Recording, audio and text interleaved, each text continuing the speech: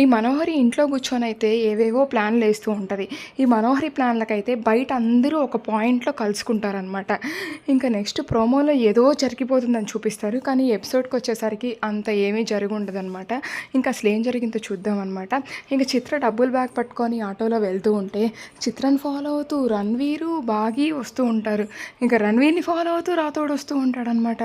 ఇంక మన బాగీకి అర్థం కాదు అసలు ఈ రాథోడ్ ఎందుకు వస్తున్నాడు అసలు రణ్వీర్‌ని ఫాలో అవుతూ అనేసి అనుకుంటూ ఉంటదనమాట.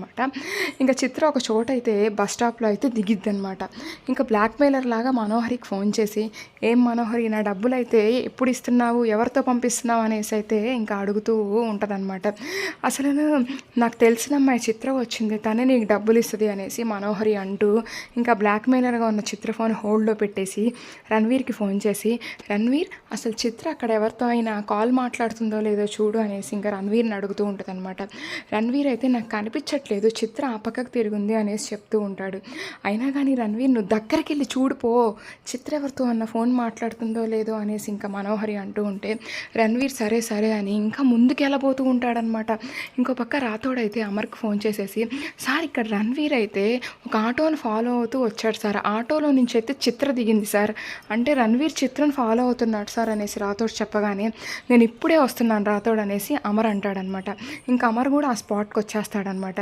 ఇంక ఈ చిత్ర ఏం చేస్తా అంటే అటు ఇటు దిక్కులు చూస్తూ ఉంటే రణ్వీర్ని చూసేస్తా అక్కడ, రణ్వీర్ని అమర్ని ఇద్దరిని చూసేస్తా అనమాట.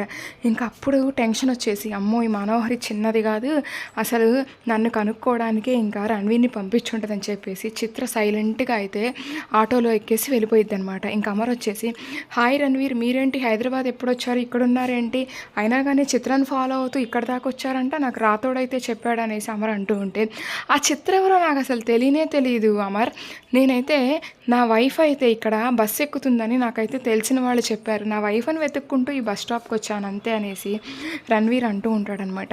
అయినా కానీ రణ్వీర్ నీ వైఫ్ డీటెయిల్స్ అయితే మాకు ఇవ్వండి, నేను పోలీసులకు చెప్పి వెతికిస్తాను అనేసి అమర్ అంటూ ఉంటే, మీరైతే పోలీసులకు చెప్పారంటే ఇంకా నా వైఫ్ అసలు నాకు కనిపించదు, నేనే వెతుక్కుంటానులే అనేసి రణ్వీర్ అంటూ ఉంటాడనమాట.